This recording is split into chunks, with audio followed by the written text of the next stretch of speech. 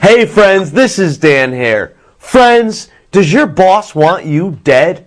Chances are, if you're a rank and file employee in a large corporation, financially, you're worth more money to them dead than alive. Now I know what you're saying. He's lost his mind. He's going crazy. He's speaking a bunch of crazy talk. Friends, I'm referring to what Walmart executives call dead peasant insurance policies. And guess what? You're the peasant. And guess what? They make money when you die. See, big companies like Walmart take out secret life insurance policies on their employees. The employee has no idea about this, and this money doesn't go to their family when the employee dies like normal life insurance. It goes to the Walmart executives. It's called dead peasant insurance policy. Write that down. It's got a nice ring to it. So I know this is all a little hazy so far. Let me break it down for you. You're a minimum wage, working class person at Walmart. You go in and get a job. Without you knowing, Walmart takes out a life insurance policy on you. If you die, Walmart gets a tax-free windfall on your life. Does this money go to your family? No. It goes to Walmart executives. Walmart alone has taken out about 500,000 of these policies between 1993 and 1996. That's just 3 years. Nestle USA had policies on 18,000 workers in 2002 alone. Enron had $500 million in dead peasant policies. So I know what you're saying. You're saying, Dan, why are you telling me this? This is so depressing. This is one more thing for me to worry about in a slumping economy where gas is rapidly approaching $4 a gallon, where there's an intractable civil war that many of our young men are caught up in. Why break my heart? Why give me yet another example of how the government and big corporations are screwing the shit out of the average person? Well, friends, I'm sorry, I've got more bad news. Meet Deborah Shank. Deborah Shank was an ordinary working woman like millions in America today. She got a job 8 years ago at Walmart stocking shelves. It paid terribly. It was minimum wage. But she got the job primarily for the health insurance and benefits that came with it. She got that job not for the $6.50 she was making an hour, but so she could have health insurance and life insurance and other benefits to protect her family and herself if something were to happen to her. 7 years ago, Ms. Shank was hit by a truck and nearly killed. She has severe brain damage almost to the point of being a vegetable. She can't remember anything from 5 minutes ago, and she needs to be in a nursing home 24 hours a day, 7 days a week, because her family just can't take care of her anymore. I mean, it's so fucking sad. Look at this woman. She's almost a vegetable. Oh, and by the way, her son died in Iraq a couple weeks ago. But, I mean, it worked out, I guess you could say. It was the truck driver's fault, and the Shanks sued the truck company for about $700,000. Of course, you won't be surprised to learn that $300,000 of that money went to the Shanks' lawyer, but what else is new? This is America. All that aside, $400,000 of that money was put in a Medicaid trust, explicitly to be used for taking care of Mrs. Shank's condition. She's not flying off in a jet to the Barbados. She's not buying a house on Nantucket. It is used, that money is used only to take care of her condition, to pay for the nursing home that she has to be in 24 hours a day, 7 days of the week for the rest of her life because she's a fucking vegetable. But it all worked out, right? That's how America's legal system works. It worked out, right?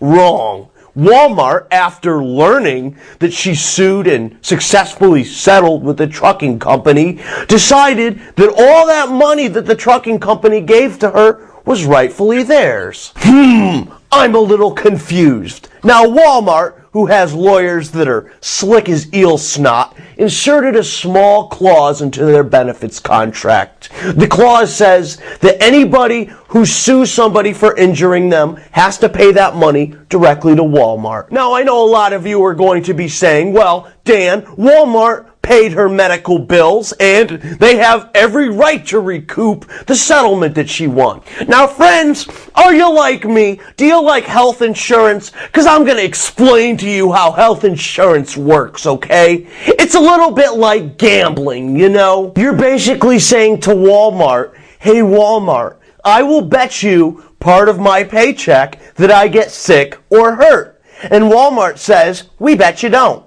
You pay them because you didn't get hurt. You keep paying them. You come back a month later at your next paycheck. Hey, Walmart, I bet I get sick or hurt. Walmart says, we bet you don't. We're going to take more money out of your paycheck. You come back another month and say, hey, Walmart, I bet I get sick or hurt. Walmart says, we bet you don't. You pay them another part of your paycheck. And that's how fucking insurance works. It's a bet. It's a bet between both parties, and it's like gambling. You keep putting money in the kitty until you get sick or hurt. If you don't get sick or hurt, then you lost all that money. But you always have that money there in case something happens to you. Walmart successfully sued Ms. Shank for $470,000, which is the money that they paid for her medical bills and interest and legal fees. That's like you go to Las Vegas, you place a couple of bets, you lose the first two bets,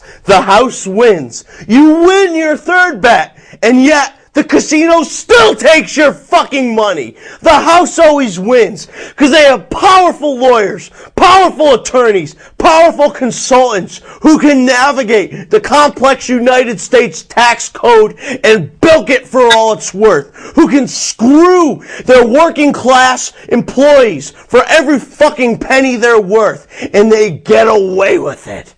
God, I love America. I know what some of you out there are thinking, and I'm thinking the same thing myself. Listen to this upper middle class liberal college kid. God, he annoys me. Walmart, man. Walmart's evil, man. Fucking government, man. It's a conspiracy, man. And you should only buy, like, organic, renewable, sustainable beans that you grow in your own garden and shit, man, because the fucking government. Ugh, evil corporations, man. Look, I don't want to sound like that kid. In fact, I'm not that kid. But I think if we look at this situation, we can all agree that it's fucked. It's fucked up, it's not fair, it's unjust, and it's wrong. I know some of you out there are saying, this kid's got to be a communist. He's got to be a socialist. He's got to be anti-business. He must be anti-American. He must love the French. He must want the terrorists to win. Nothing could be farther from the truth. I'm pro-business. I believe in the entrepreneurial spirit.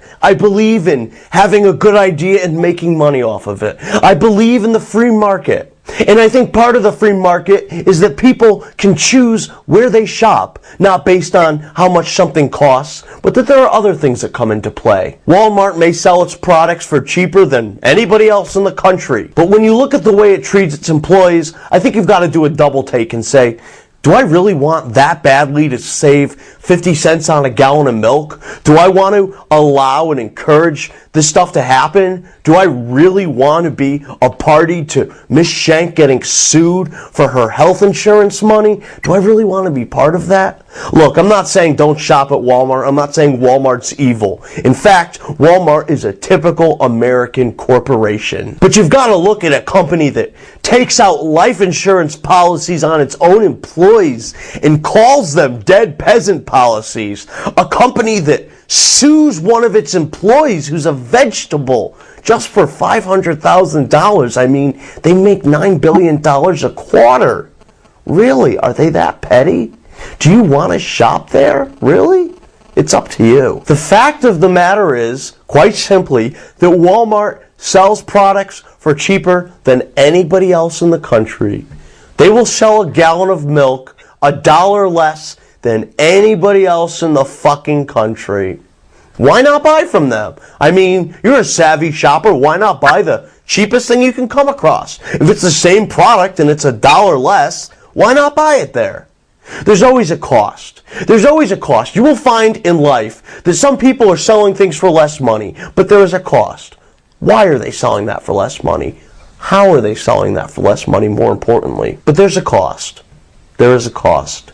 And it's the human cost. Walmart is able to sell a gallon of milk for a full dollar less than anybody else in the country because it cheats its employees out of insurance, because it takes out phony life insurance policies on its employees and cashes it in when they die without giving a penny to their families. So I know naturally you'll be tempted to go and shop at Walmart because they are cheaper than everybody else. But like I said, realize that when you see something that cheap, there's always a cost.